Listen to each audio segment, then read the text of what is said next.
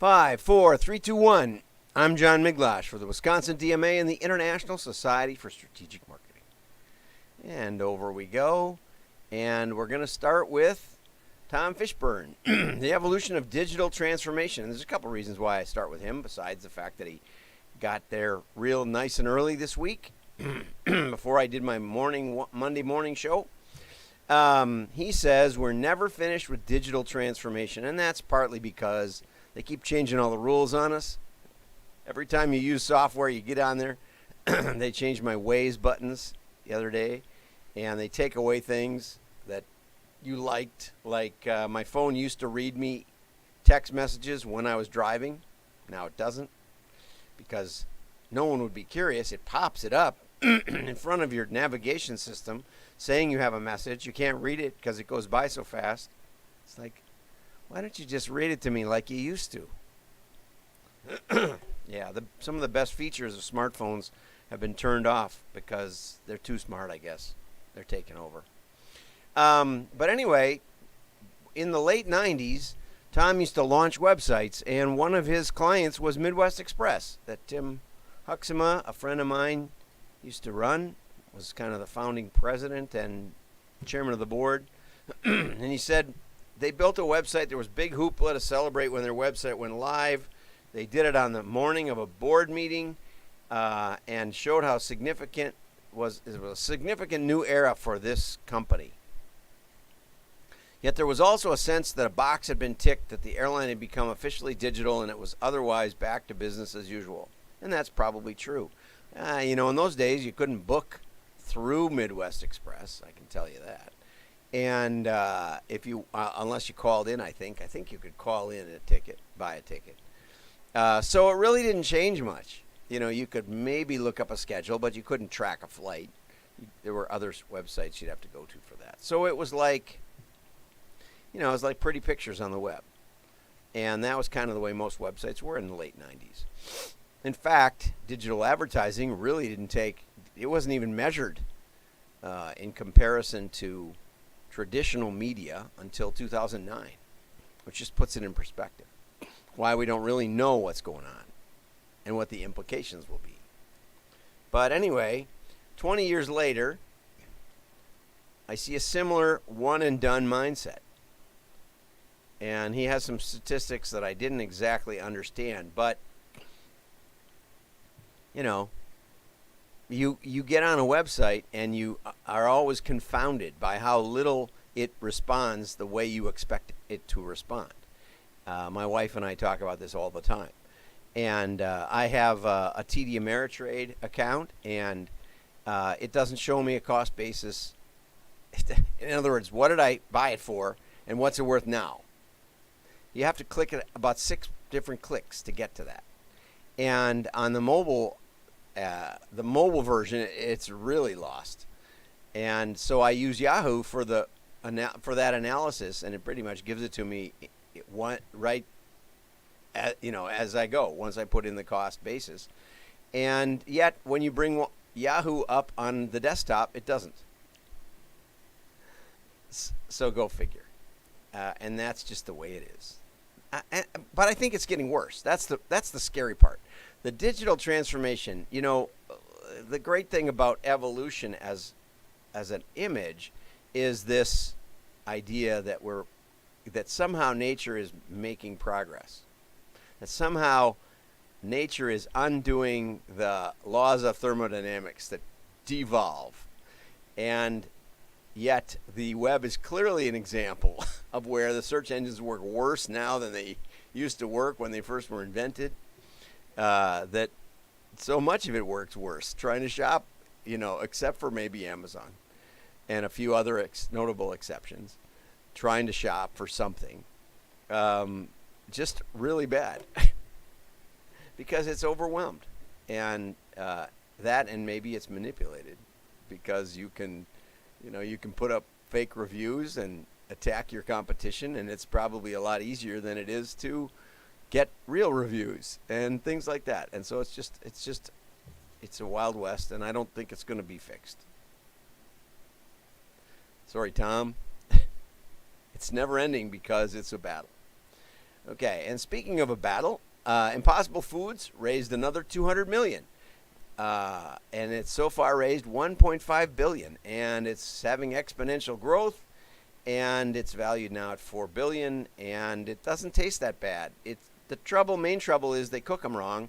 They overcook them, considering that they don't have to cook them at all. You could eat them raw because they're vegetables, not meat. They don't have E.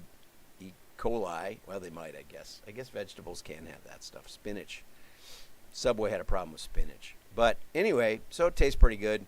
I'm not entirely opposed to it, but I am a little concerned that they're talking about how the use of animals to make food is the most destructive technology on Earth. Actually, sustainable farming is an interplay between raising plants and raising animals.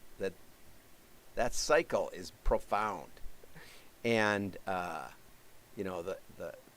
the animals process the plants, and the processed plants help the plants. So it's a synergy, and so just eliminating all animals, and making them not part of the food chain wouldn't necessarily help.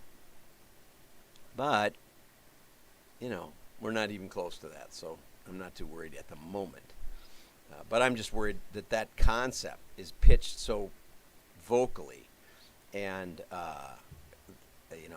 with respect to climate change, which is largely unproven. It's another religion. We have few religions that pose as science, and you can take that for what you want.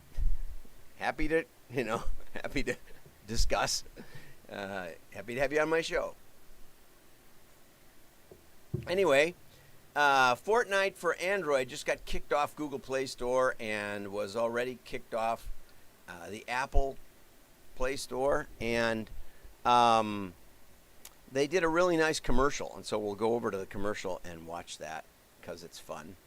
And the reply from Apple I thought was especially poignant, so I'm going to give Apple's side of this.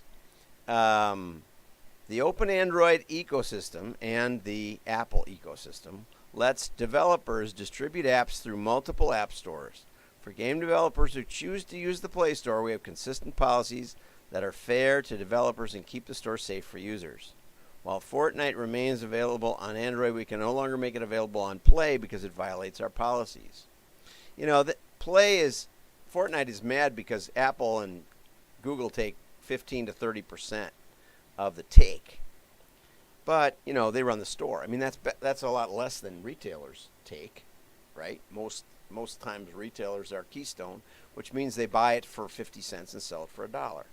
So in this case, Apple is basically buying it for 80 cents or 85 cents or 70 cents and selling it for $1. So it's dramatically less than Keystone. They built the store. People go to the store. They created the operating systems and the smartphones in some cases. My daughter has a Google phone. So basically, Apple just says, you agreed to these policies to be on the store, and now you don't like them. So, and you've created a workaround so that people can buy the game directly through your payment method, making you more money, and other developers can't do that. So you're not going to be on here. I think Apple and Google have a point, I have to say. Anyway, I wanted to finish up with this article, How Marketing Creatives Can Enjoy Using Data. Daniel Bernstein, I've cited many times, so I'm kind of a fan, but he admits that back in the beginning he wasn't too hot on using data per se on the data revolution, and he said around cocktail parties you could talk about it, but you didn't really necessarily believe it was in the best interests.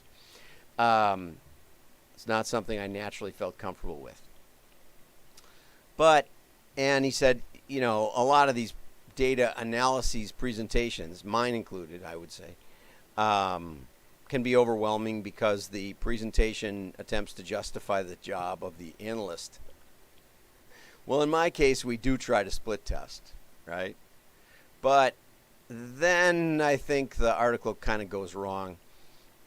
There's gold in them, there are data hills. Well, this is the data mining philosophy, that there must be value somewhere in data, and it isn't necessarily the case. There's a lot of analysis that's very worthless, and Daniel then goes on to differentiate direct marketing with brand creative. Now, here's where that errs. I worked at an ad agency, a general agency, and I talked about this just last Friday. And I said this to them back in the late 80s. And they said, that's not true. They said, because I said, we're generating a measurable response and you're not. They said, that's not true. Of course we are. And you think about the Apple commercial. Think about that, 1984. Didn't mention a product really, just threw a sledgehammer at a screen, and that was supposed to, imply that they were different than IBM, which they were. But it was to launch the Macintosh computer, and it barely mentioned it. There was no 800 number to call. There was nothing. And that was they sunk their entire ad budget on that one ad for the year. And the Mac took off a lot in schools, a lot in creative departments, and it was a big hit. And direct marketers would say, well, that didn't trigger any direct action. But my brand agency, which was famous for breakthrough creative, I showed you some of the work they did for Dominic's a couple of weeks ago with the giant strawberry as a grocery store ad. No one did that kind of advertising. And it worked tremendously for Dominic's. They fended off Cub Foods in a way no one had ever done. And so this whole idea that direct marketing is to create this measurable action. Data without action has little value. But, all the brand advertising, the most disconnected brand advertising, like Apple, still is designed to sell phones. If phones don't sell, they change it. Okay? Let's just get that straight. Nobody runs advertising to have no impact. No kind of advertising. None is just to, I can't say none.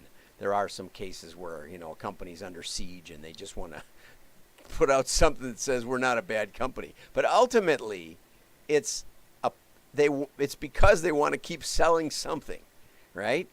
And so the idea that somehow direct marketing is distinct from that, it's only bad direct marketing. And measurable response doesn't mean anything. It's completely vacuous. Because, you could measure, but you're not. What kind of nonsense is that? It's just nonsense. So, sorry, Daniel, and then he goes into some other direction, which is about a book or a class, The Marketer as a Philosopher Becoming the Force of Good. But I just want to camp out on this a little bit. Direct marketing is about testing. I sat in Bob Stone's house, sipping tea, and said, how could you leave out testing, Bob? And he said, we never could imagine. He said, you're totally right, John. We could never imagine someone being able to measure and not measuring, and measuring and not testing. Direct marketing is about field valid, scientific experiment, an attempt to isolate causal variables to get to incremental lift. Go watch my little YouTube video from 2012 and you'll get a picture of it. Okay, a better one than this. Daniel, that is not how to use data in marketing and advertising. Have a nice day. I hope it makes you think. Like and share. Your